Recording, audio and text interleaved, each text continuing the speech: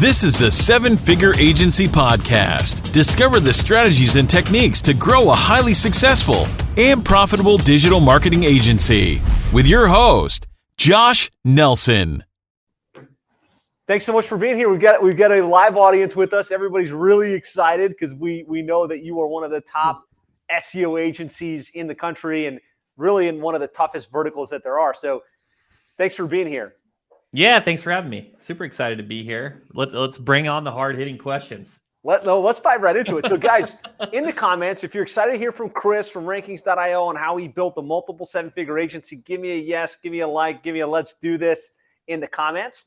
And Chris, I guess the best place to start is just kind of give us a high-level overview, who you are, how you got into the agency world, the SEO world specifically, and kind of what your background is. Yeah, good question. So I think a lot of us digital marketers that have, many years experience kind of found this from a Google query or two. So mine was sitting behind a detention room desk. I had a history education degree and I typed in how to make money online. I got through all the spam. I found Ed Dale's course to make your first $10 in a 30-day challenge. I think I made like $20, but it gave me the basis of knowledge to pursue affiliate marketing and SEO.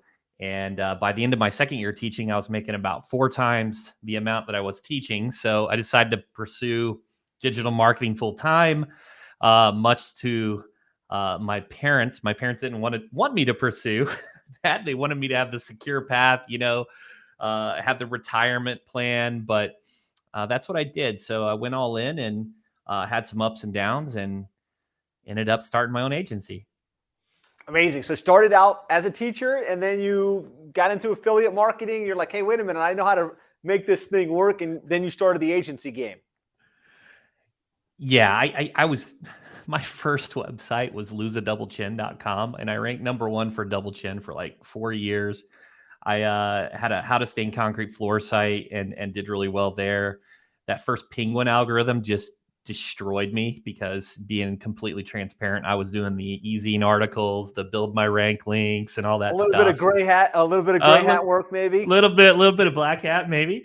But I learned a lot of what not to do because my income went from, really good overnight. And, so that I really set my path on a different direction where I wanted to look at like the long game and the evergreen types of strategies, not the short wins, and being transparent. I was okay taking those risks for affiliate marketing, but I couldn't imagine ever using those same types of risks for my clients. Right. So I've always just went the truly the evergreen route. Awesome. So bring us up to speed now. I know you run rankings.io. Just kind of talk to me about your agency as it sits today. Yeah, so we do one thing, SEO for personal injury law firms, and we have about 45 clients. We're at about 650 to 700K MRR. We'll definitely do 8 figures this year, and we're kind of at that point though. And I think you and I talked about this previously, where we're looking at either there's a couple of directions we could go. We expand the market cap, go out to a couple of different areas of the law, or go a little deeper with PI. And there's pros and cons for each, but that's kind of where we're at right now. So guys, you heard that right. $650,000 in monthly recurring revenue in about 45 clients in one, not niche. And I say you heard that right because I know a lot of people think, well, you can't really build a 7-figure agency in a niche.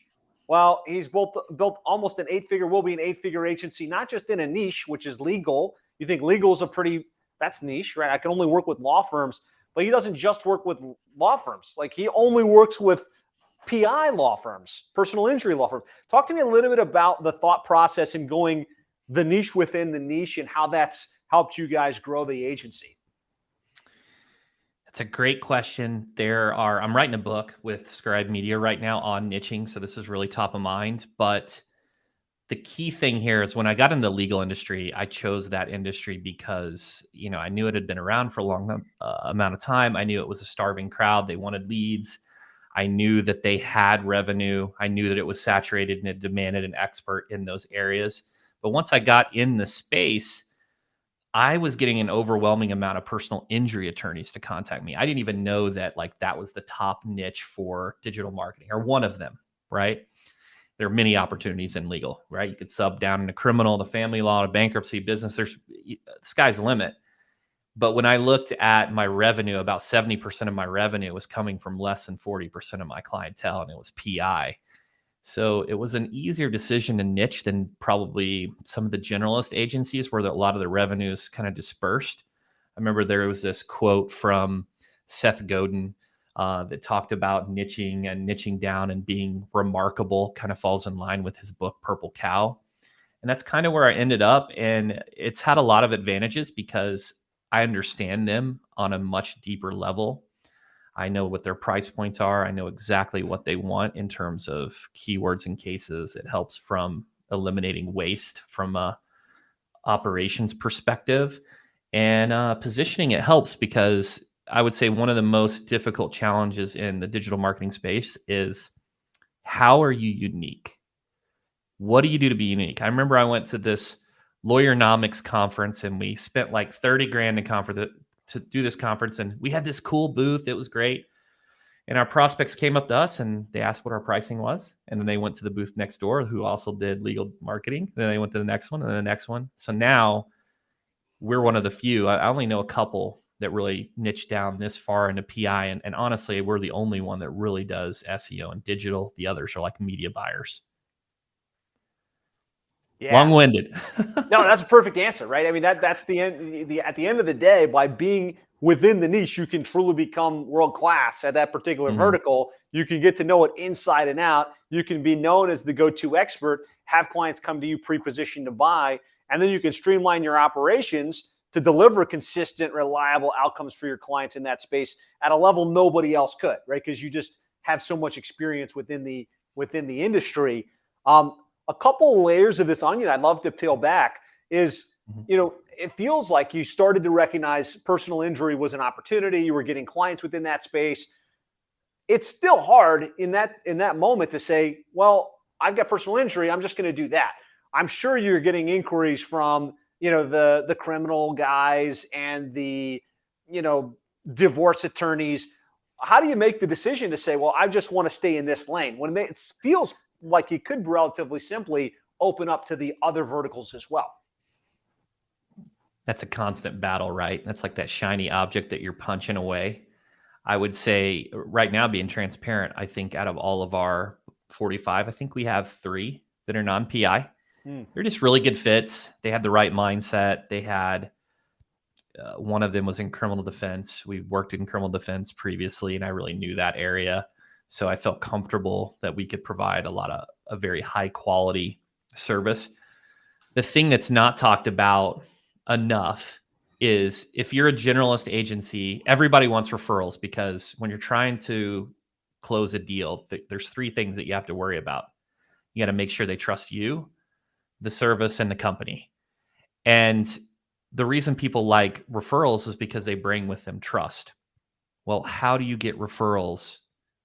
It's by niching, and the more specific that you niche, it means you're not right for everyone, and you're going to have to turn away a lot more people. And the best way to set up referral relationships through reciprocity is to give a lead. Like, you can be a nice guy and try to connect with people, but like if you're sending them business, they want to reciprocate because they want more of that business. So to answer your question in a long-winded way, when we get those criminal, bankruptcy, family law, we send those to other legal marketing agencies. In return, they send us PI.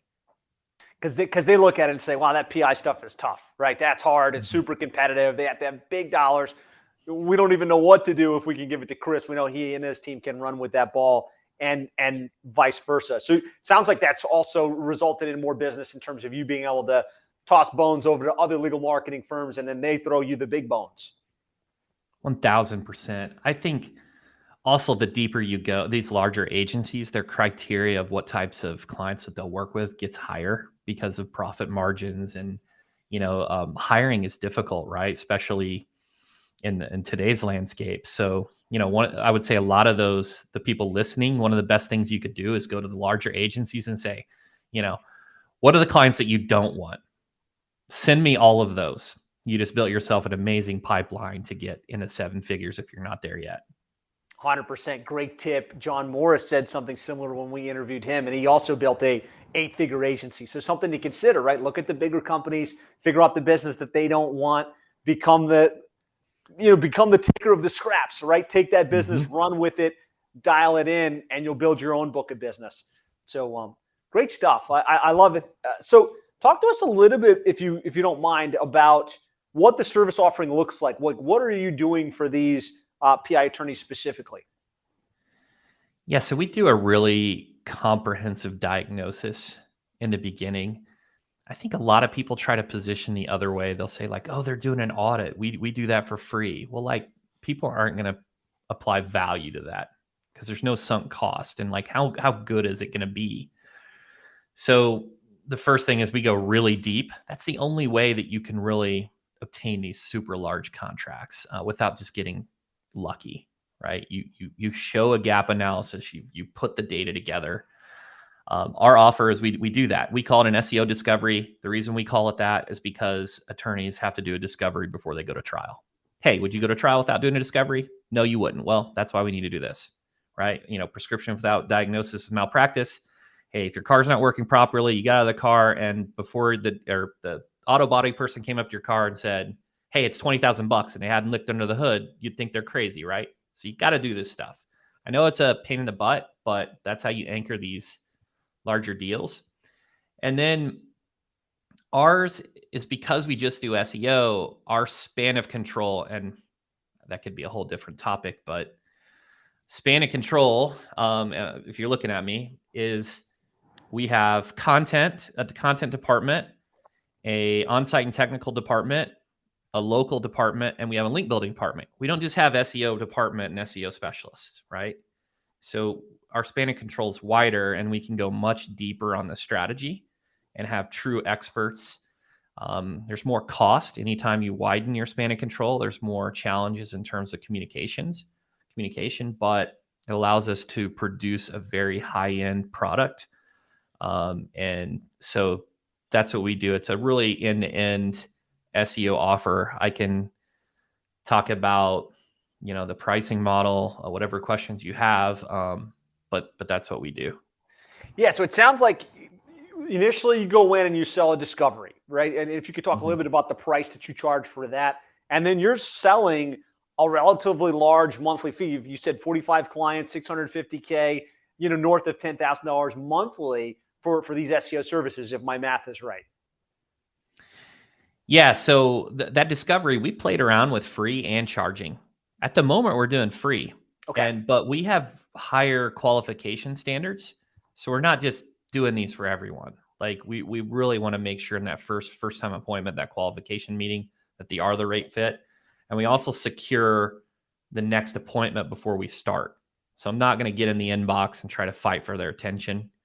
And if it's secured and it's on calendar, when we bring in several bodies, it's not like, oh, I'm letting Chris down with time. I'm letting down all these people. So we don't have no shows. And for me, maybe they don't do the monetary compensation, like putting money, but it's like a time, right? So they've got skin in the game in terms of time. Got it. That's what it looks like. And what was your second question?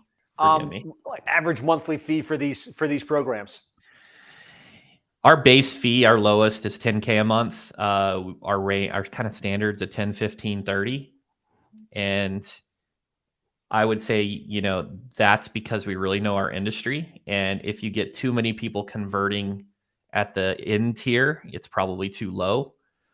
And, there's a lot of different pricing strategies here.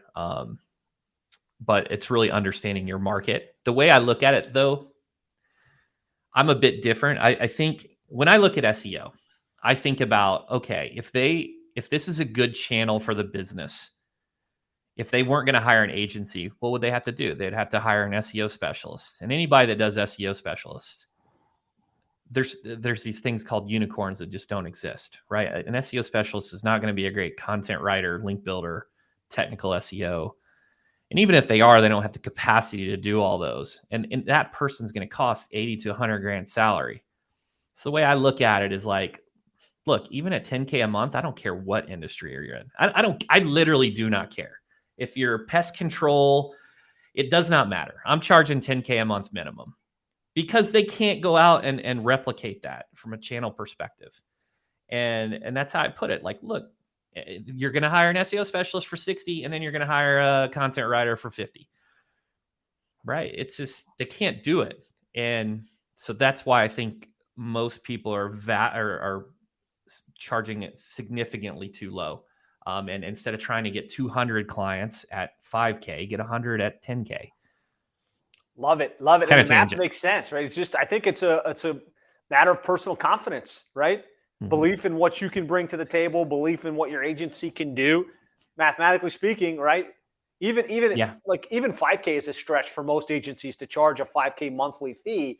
But if they were to hire one person full time, that's only going to be able to do a very small piece of the strategy direction, they're going to pay more than 5K, right? So, stretch your mind, everyone that's listening and watching, you can charge more. There's lots of price elasticity in these services. Let's go even deeper here, Josh. All So right. you got the iron triangle. Okay, if you guys heard this, you got good, fast, and cheap. You can only have two. So you can have good and fast, but it's not cheap. It's expensive. You can have fast and cheap, but it's not good. So if you want to go 5 or gig it up and try to get lucky, that's fast and cheap, but they're just, especially it depends on the industry, but you're just not going to be able to generate results. So it's the same thing for any business entity. Look at restaurants. I mean, how many fast food restaurants are there? It's all the race to the bottom. They're all trying to sell a Happy Meal and try to get margins out of the soda they sell. Versus like, how many high-end steak joints are there? A few. How much better quality is of the steak and the food is, the experience, and how much higher are they charging? And also, there's a lot less competition up there. That's the thing nobody's telling you. Everyone that's charging 1,000, 2,000, 5, and I'm the only one charging 10. Like, and way better profit margins. You can do better work. You can sleep. Your head hits the pillow. So I'm up on the let's elevate those prices. That'd be one of my key pieces of advice. I love it. So many great takeaways here on the idea of pricing, right? You can justify it with what it would cost for a full-time employee. When you charge more, you can go deeper and provide better services. And the unexpected bonus, if you're at 10K and everyone else is at 2K, you look magically like you know what you're doing more, right? There's less people competing at that high level. Let's talk a little bit about the market level of a client that can spend 10K versus versus 2K. It sounds to you like you feel like in any vertical, you should be able to charge this amount, right? Because there's big players in all of them. Do you find that your clients are the top 5, 10% in the industry, or is it just about any PI attorney that could be a fit? I think any PI attorney period, if they're doing SEO, should spend at least 10K. That's the legal industry to be a little bit different than others, but I think it comes back to strategy, and there's more to it than this. Let me start with strategy. Strategy. There's a good book, The Ultimate Sales Machine by Chet Holmes. Love it. So create your Dream 100 list. You get one of those Dream 100. You can use it as leverage for case studies and to get the rest of the people on the list. And that one individual client could be a great, a very profitable client. And so there's that. It's strategy. It's also in using tools like Zoom Info or Seamless or Apollo to, when your lead comes in, understand how we use Apollo to understand how much revenue the business is generating. You look them up and they're doing $1 million. Well, you come in with a 20K price point, you're probably not going to win the deal. Right. So it's understanding your audience. There's that. There is, when you niche, there is perception. Let's take a generalist doctor versus a heart surgeon. Who do you think costs more? Right? Do you think a person that if you go to train your kid, or to get a kid, you're going to take them to get baseball lessons, and you take them to this clinic, and they train everybody, for baseball, right? They're taking pitches, hitting in the batting cage, or you got a pitching only coach. How much is the pitching only coach? Probably a lot more. So there's that, but it's strategy. It is knowing your audience, and that really, when you niche, a lot of that really comes naturally. Good stuff. One more thing, stacking. Yeah. Okay. So there's this methodology, right? So if you're a generalist agency and you work with one law firm, it's harder to move up the ladder from a relationship equity standpoint. If I do well for a solo practitioner, then maybe that mid-sized firm will take a chance on me. And I do good for them. And then the bigger firm sees that I did well for the mid-size. Oh, maybe I'll do well for them. And you keep going up the ladder and you get these little incremental improvements from relationship equity. And I think that's not talked about enough. It's the Einstein has this quote about, the compound interest is the eighth wonder of the world. And a lot of people apply that to finances, but it's also relationship equity. You get to know the people in the niche. They introduce you to other people. Then you know what conferences to go. Then you know where they congregate, so your marketing strategies are better. Then you know what words and phrases they use, so your copywriting's better. So all those things apply. Love it. Love it. Lots of great takeaways here. I think the big thing, guys, is, niche within the niche, subject matter expertise, charge more, right? He's at 10K plus. That's kind of his floor for SEO. He's just doing SEO for these guys. There's a question here from Paul. Paul's asking, Chris, do you build a new website or tweak their existing one? What's your strategy when it comes to the website itself? We do both. We think of a website as a ranking component, an SEO component. So if they don't have a website that has the ability to rank, we're going to build one.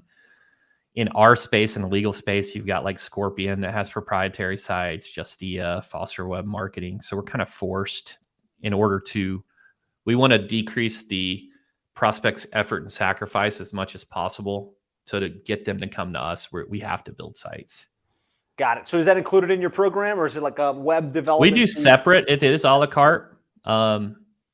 We may start bundling it. A lot of times sites are more difficult to be profitable. Now there are strategies that you can do, but I think you can also look at them as a marketing component because of those footer logos. Right. But yeah, so we'll tweak an existing one or we'll create a new one. Got it. Good stuff. Paul, good question, guys. If you have follow-up questions for Chris, post them in the comments. We'll do our best to come to them. So we've talked about kind of what you're doing from a service perspective. We talked about the vertical that you're in. Would love to hear kind of what you're doing to land clients. And I know you're big on positioning because you're positioned very well as the go-to expert in this space. Just talk to me about what's working to get new clients to come in at that $10,000 a month range. All right. So we do content marketing, right? We eat our own dog food. We rank number 1, I believe, for SEO for lawyers. We do Facebook ads. We do Google ads. One of the best things that we've done is a podcast. So I host Personal Injury Mastermind, and those big, giant 1% clients, I'm getting them on the show. And I'm seen with them. It elevates myself as an authority. We chop up all that content for social media. It helps supply our email newsletter. We do a weekly newsletter. But we liked it so much that we launched a second podcast called Law Her. It's a tactic to hit a different demographic and, largely underrepresented demographic in the legal space. And so we do that. The one challenge I'll say with going to a sub niche, when you go super narrow, is you have a lot of waste. And waste by that is if I rank for SEO for lawyers and my positioning is heavy on PI, these other firms may not contact me. It's harder to get narrow from a pay-per-click perspective. The Clutch directory doesn't have a personal injury directory. They have a legal directory. So you have to do tactics more relationship-based. So podcast, account-based marketing, things like that, going to conferences, as opposed to kind of your broad total addressable market strategies that a lot of people use.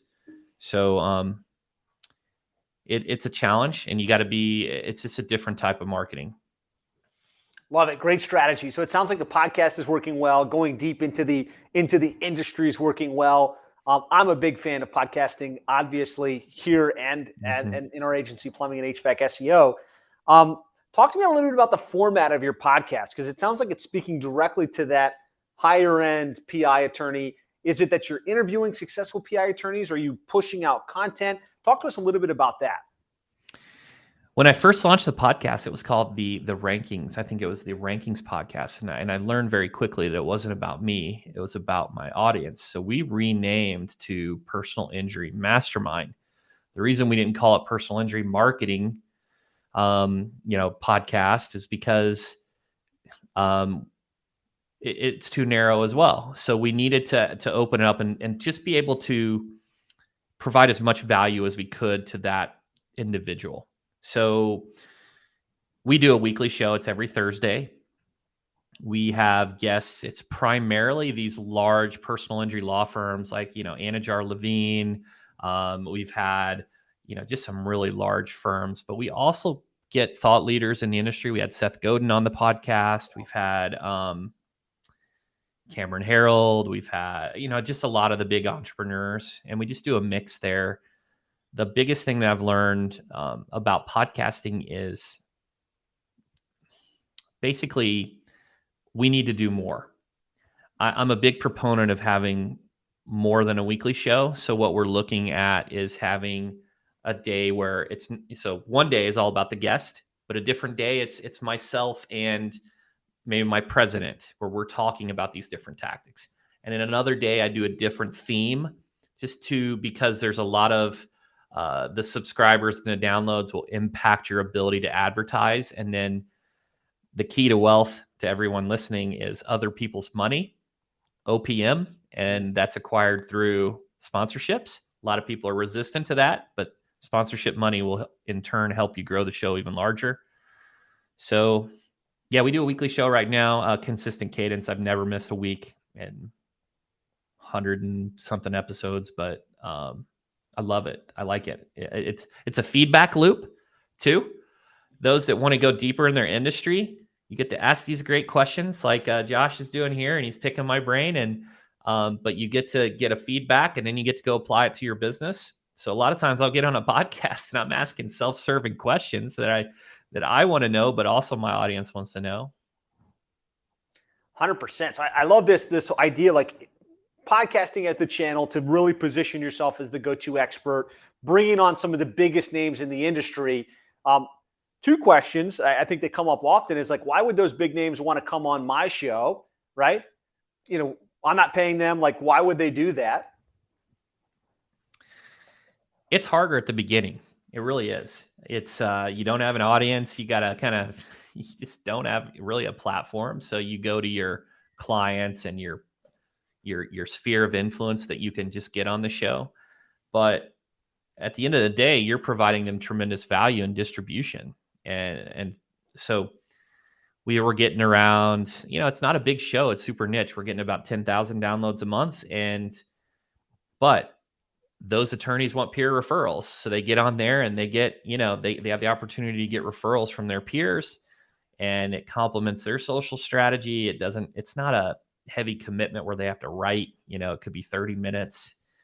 So they get value through distribution, through impressions. And that's the way I look at it. 100%. I think also, whether we realize it or not, everybody likes to be put up on a pedestal. And so there's something to be said for people will come on just because they have something to share and they want to share it with the world. And so once you've got a couple episodes under your belt, it becomes very easy to get, I think, even some of the smartest top people on your podcast to share some of their best strategies with your community. I think one of the things you said that was really powerful was this shift away from it being an SEO podcast, a ranking podcast, to being more of a marketing for the niche podcast, to actually being a mastermind. I think expanding that and really thinking through the eyes of your audience, what they would be most interested in listening to is brilliant. Like, what is the framework? Are you anything's on board? Like how to grow your practice, how to, manage your staff? Like, is there a constraint, or you just anything that would be beneficial to PI attorneys? Well, I try to cover topics that we haven't, repeated over and over. And I try to get them. There's a loop that occurs during interviews. a lot of times these people that have been interviewed a lot, they go in this loop and they start to tell the same story over and over. So I think with research, you can kind of pry in and get more granular and pull stuff out of them and like get them off that loop. And to answer your question is, since we're selling SEO, I'm going to talk more about marketing and biz dev. Now, it might not only be SEO, but it could be, if they're tuning in to hear about PPC or design or whatever, they want more leads. And I know that person's open to it. But I also like how I built this style. So your audience wants to listen in and hear how did Anajar Levine get so big? How did Backus and Shanker get so big? And they really love those types of stories. So yeah, we cover basically anything that will help a personal injury law firm grow and things that I find interesting, right? I don't know that the owner, my core avatar, wants to tune in and listen about how to reduce their tax liability. Right. Like maybe profit first. I might talk a little bit about that. But I just try to avoid the really stale topics as much as I can. Love it. Great strategies here. Great tips. One of the great things about podcasts is its ability to be consumed kind of in downtime as people are going about their day. You're trying to get to a very specific subsect of the legal niche. How do you get the listeners? You said 10,000 downloads a month. Like, how are you getting that? Are you doing anything outside of just putting the content out to get distribution in front of your ideal prospects? Yeah, so the little bit of secret sauce here. We want secret sauce. Give us we want it. We want the secret sauce. So I do a separate social feed on all social channels away from my agency. The other thing on Instagram is they have a collaborator feature, so it will put your content on that user's feed and will selectively target influencers that have large audiences to piggyback off their feed. We do that weekly email distribution. If the PI guys are listening, maybe you can earmuff right now, but so we've bought those email lists. We've scraped those email lists, right? I'm just being transparent with you guys. It's not like I've got all those natural opt-ins, but so we've done that. And the big one is advertising on the podcast apps. That will really blow you up, and not very many people are doing it. So we advertise on Spotify, we advertise on Castbox, a few others. That because it's where your consumers are listening to those apps and those devices, so you're not trying to shift them to a different platform. That's huge. That'll get your subscribers up. Love it. A couple of little secret sauce tips here. Love the idea of advertising on those platforms, right? No one's really paying attention to that. They just think, I'll interview smart people, I'll put it up, and hopefully if you make it, they will come. But whatever you can do to juice that distribution, the better, right? And I love the idea of, you've got these lists and you could spam the list and easily get in trouble or easily get people mad at you or easily just tarnish your name in the industry. Or you could scrape these lists and send them valuable content, which in turn gets them to know, like, trust you, gets them to probably land on one of your pages and gets added to your retargeting list. And so you kind of enter the back door with value as opposed to entering the door, hey, you want more PI cases?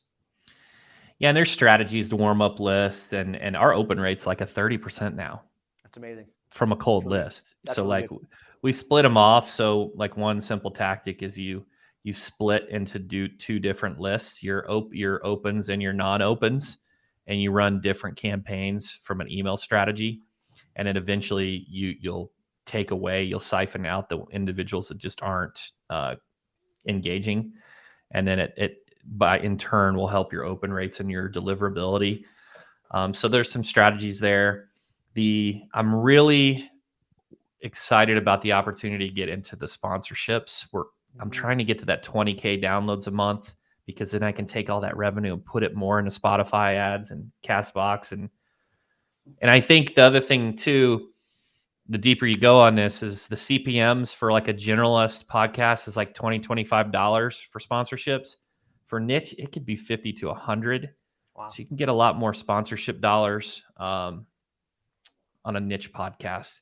And do you envision those sponsorships coming in the form of like them having a commercial that you do in the middle, or like how would you structure a partnership with somebody that wants to sponsor your podcast? So I would lean on. I use a production company called Lower Street. I think they're fantastic. They're not cheap, but they're good. I use them, and I would lean on Harry and their team to kind of advise me there. Because honestly, I don't know, but I've been more focused on getting our download numbers up to that. Really, 20K is where most people want to see at. The other interesting thing is that's when it also opens up opportunities to podcast networks. That's what they're looking at too. And then that has additional distribution. So it's interesting, but I think it's really going to be a pivotal moment where I think our audience will really grow.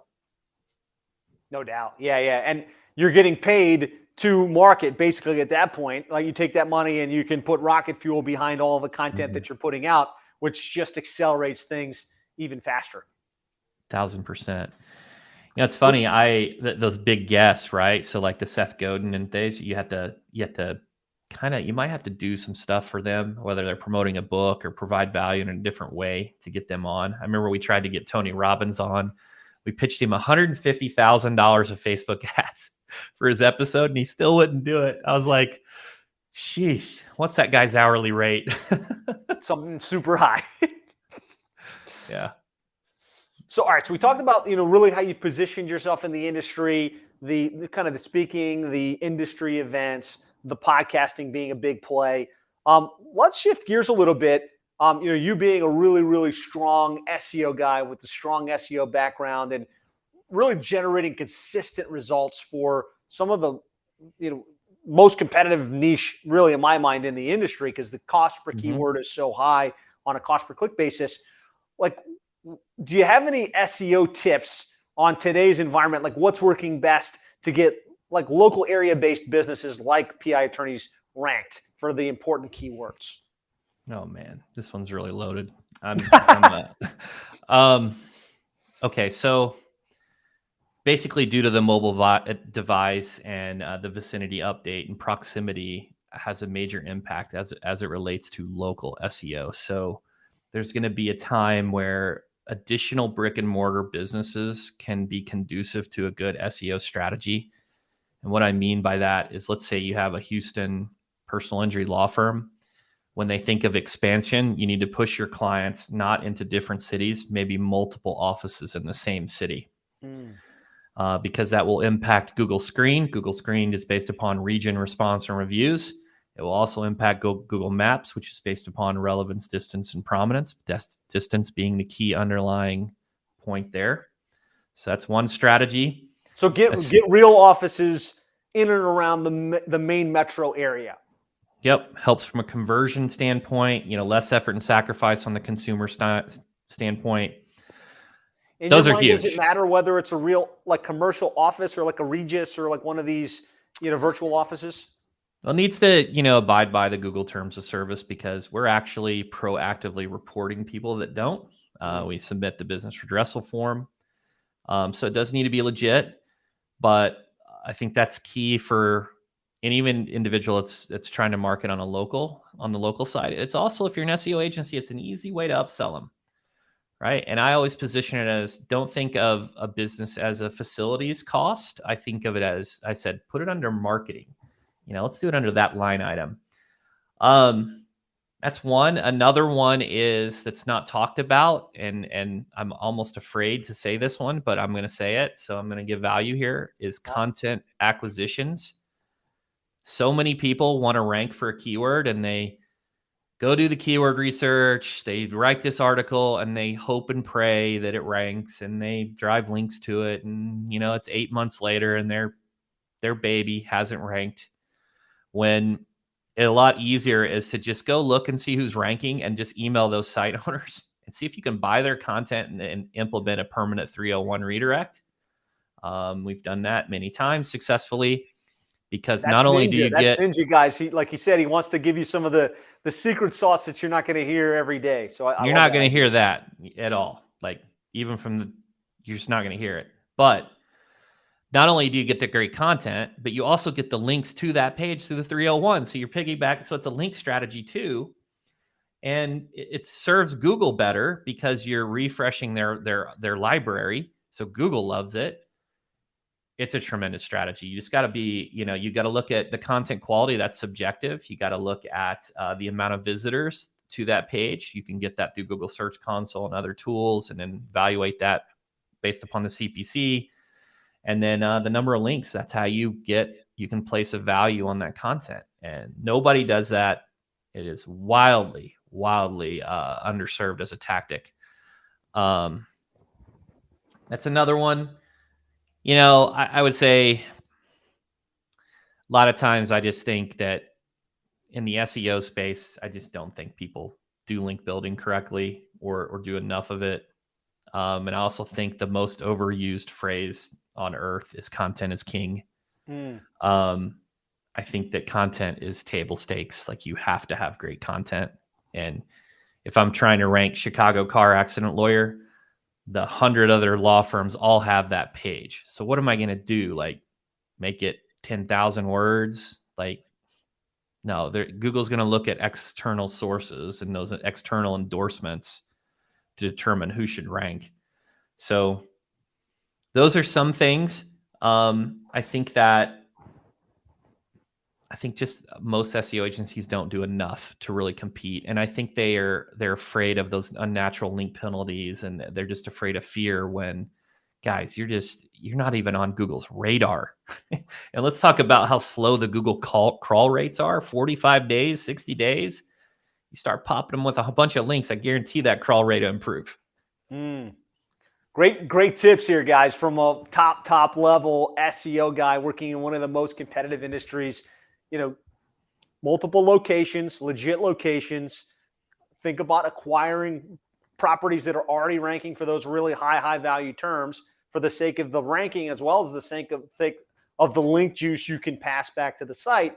And don't be afraid to build links, right? It's implied that they have to be high quality, high relevant links, but don't be afraid to build links, because all other things being equal, yes, the links still matter. 1000%. Great stuff. So let's talk about this. You've scaled to an 8-figure agency working in the in this particular vertical. How have you scaled the team so that you can provide world-class service while growing at that level? Can you talk a little bit about kind of your scale play? So let me start off with a kind of an explanation here, and this is going to warp some of your guys' brains that are listening to. So when you in the agency space, let's talk about leverage and people leverage. So you've got full-time employees, you have freelancers, and you have strategic partners or vendors. Full-time employees you have the most amount of control. You can get them to do whatever they're hired to do, but they're the highest maintenance. You got to have culture, core values, and a good place to work, and you got to train them and keep them happy, right? High control, high maintenance. Freelancers are medium control because someone else could take their utilization and time if you're getting them on Upwork or other sites. But medium maintenance because you typically don't hire a freelancer that doesn't know the craft. And then third, you've got strategic partners or vendors. A lot of people look at this as taboo, like, oh, they're outsourcing. But guess what? You go out to restaurants, right? Yeah, you do. Okay. So you're not making every sandwich that you make. And just because you have a bad experience at a restaurant doesn't mean you quit going. Maybe you order a different meal or you go to a different restaurant. So strategic partners are low control, low maintenance. Low control because you're not going to tell them how to make the widget. You're not going to go guide that sushi chef's hand to make your sushi. But low maintenance because they know how to make the thing. So to answer your original question, I thought I needed to give you context here. Is we are primarily strategists and project managers internally, and a lot of the technician, high labor intensive things, we use strategic partners. That was one of the key benefits for us during COVID. We could scale up and down our utilization because we were using vendors, and I didn't have to. And also from an emotional standpoint, my God, the people thing is the worst. So I just don't have, in terms of, I mean, I like when you know you need to fire someone, right? Yeah, You got these emotions. It's painful. That's what drives me nuts. And it's less emotion. It's more, there's more scalability, but, and it fits in that iron triangle too. You can get good vendors, you can get bad ones. So that's how we're structured. Our core departments are finance, admin, marketing, sales. We split accounts off of ops. So we have accounts separate, and then ops, which is just your get it done. So that's how we're set up. I love it. Great structure. And I love the analogy there. Kind of, you're gonna outsource certain things, right? You're gonna have strategic partners for certain things, and that model gives you the ability to control your margins, to scale up relatively quickly as you take on a big project, scale down if you lose a big project, and not have to deal with as much people issues, constantly hiring, firing, training, managing, etc. Yep. Amazing. Great share, great insight there. Would love to hear from you on retention, because I know how hard it is to land clients. I know how hard it is to deliver results. Can you talk a little bit about what you do from a retention perspective to keep your clients on board as long as possible? So, and I got this from a mentor, but retention comes from two components, and I'm going to see my hands. I feel like Ricky Bobby with my hands here. But you got warmth and you got competence. Okay. Warmth is you got to be a friendly guy. If they don't want to fire their friend, right? You're a nice guy. They love doing business with you. You got those soft skills, the EQ, right? That's the warmth. But then you have competence. Competence is results. You can retain clients having one of the two. You can be a great guy and they don't want to fire their friend, even though you're doing crap work, right? Or you can do phenomenal work, and even though they don't like you, they may stay. The recipe for success is warmth and competence. The combination, even balance. We also do this thing. I think it's funny. We call it teach our clients not to be crazy. And what I mean by that is, why do your clients become crazy? It's typically because you don't set expectations. So you don't tell them how long SEO is going to take to get results. You don't tell them about your content process. You don't tell them about when we're going to meet. So whenever we lose a client, what we do is we do a post-mortem and we say, what went wrong here? Why did this client end up being crazy? And, we didn't, we messed up our content process, or we didn't tell them when we were available for meetings, or whatever it is. And then go put that into your onboarding experience, your processes, reinforce it. So we like to call it teach our clients not to be crazy, because they become crazy if you didn't tell them it was going to take 6 months to get results. In month 3, they're going to say, where are my leads? Right? They're crazy. Right. And it's on you. It's on you because you never told them it would take 6 or 12 or whatever it is. So good. Teach them not to be crazy, set proper expectation, tell them what to expect. If they didn't know what to expect, that crazy is on you, right? Because you didn't teach them not to be that way. Mm-hmm. I love it. Excellent. I love this idea of you have to balance, right? You can provide amazing world-class results, but if your service experience is poor, they're going to leave, right? Because there's lots of competition. There's lots of different opportunities. You could also be the nicest guy. You could be sending them gifts every weekend. But if the results aren't there, you're not competent, then they're going to leave as well. So you really have to balance the two. And that's how you're going to maximize your client retention. Absolutely. Amazing. Amazing. Great stuff. So we talked about kind of like how you land clients. We talked about what you deliver, how you scaled. We talked about some strategies that you use for retention. We got a question here from Adam Bess. I'm just going to put this up. He's saying, what bottlenecks were worst for scaling? How do you prioritize valuation during the scale process, such as profit versus revenue producing equity? That's a tough one, Adam. Yeah, sorry. I would say I'd say that you'd have to maybe reach out to me in private on that. But so let's talk about profit. One of the things that we implemented was Mike McAllowitz's Profit First. Excellent book. Excellent strategy. Taking profit first. Traditional mindset is income minus expenses equals profit. This flips it, and it's, income. Let's see here. Profit minus expenses equals income. Yep. You have to read the book, but it flips the mentality and it forces you to pay yourself first. The larger you get, the more important data is. And when you hit certain thresholds of size, you'll get like controllers or director of finances and people to assist on the profitability side. Now, bottlenecks for scaling is different. Okay, so there's a lot of different bottlenecks here. I would say the hiring is one of the biggest challenges. So you need to constantly be recruiting. You know, Mike Krzyzewski from Duke, not a Duke fan, go UNC this weekend. But Mike Krzyzewski's guys all go to the NBA every year. He has best guys, right? He's got to bring in 5 new people, you know, every couple of seasons. So because he's constantly recruiting. So even though you got a full team, you need to constantly be recruiting talent. That'll help you with one of the biggest bottlenecks. There are other bottlenecks in terms of delivery. That's going to be process improvement, utilizing technology and tools. We could go way deeper, but I would say those are some things for your specific question that come to mind. One last thing I'll say is eliminating waste. When you niche, you automatically get rid of waste. And what I mean by that is when I have a client, I don't have to do the same level of keyword research that many other people that are hitting multiple industries do. I've already done it.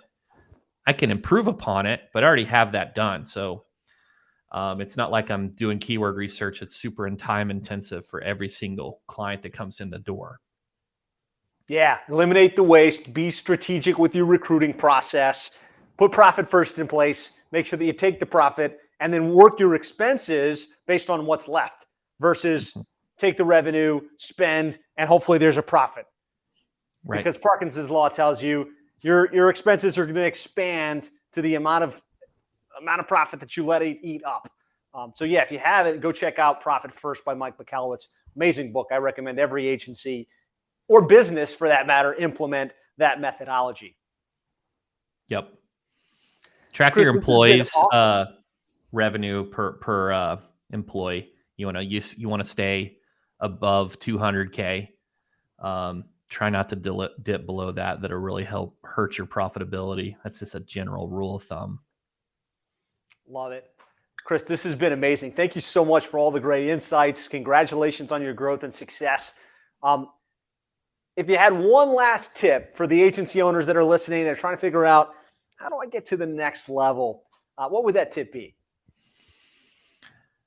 If you're wanting to grow, businesses that have a disproportionate number of business development people, sales and marketing, have a better chance to grow than those that just have all operations people. I know that sounds simple, but if you look at your agency and you've got 19 out of 20 ops people, you're probably not growing at the rate of the guy that's got 10 sales and marketing and 10 ops people. Yeah, that's a great tip. I'm curious, how is yours stacked? How many salespeople or business development people do you have in the business? We're about 50-50. Wow. Now, let me make one caveat. I consider account managers biz dev. Okay. Because they are selling retention on a monthly basis. They are cross-selling to referral partners or upselling into larger engagements. So, but yeah, about 50-50. That's a great tip, guys. Look at your staff, especially if you've got 5, 10, 15, 20 employees now. Are they all operations? Do you have an even balance of operations and sales, business development, account management? If not, you're out of balance, right? You're not going to grow as quickly as you could. And maybe there's some more money to invest on that side of the business to create that momentum. Absolutely. So many great takeaways. This has been awesome. Chris, if people want to connect with you, learn more about you, what would be the best way to engage with you? Yeah, I would say, if you want to engage with me directly, just shoot me an email, chris@rankings.io.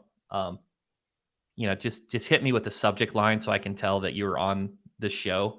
And so I don't maybe filter it out, but I'm most active on LinkedIn. I'm most active on that social network. So look up Chris, hit him up on LinkedIn. Be sure to send him a thank you. This has been extremely generous. He's built an 8-figure on the brink of 8-figure agency. shared the niche that he's in, how he lands clients, how he's positioned himself, some great secret tips on SEO and how he's built up the viewership of his podcast, and some things that he's done to grow and scale his business. So again, kudos to you on your growth and success. Thanks so much for taking your time to join us here today. And good luck as you continue to grow your agency to the next level.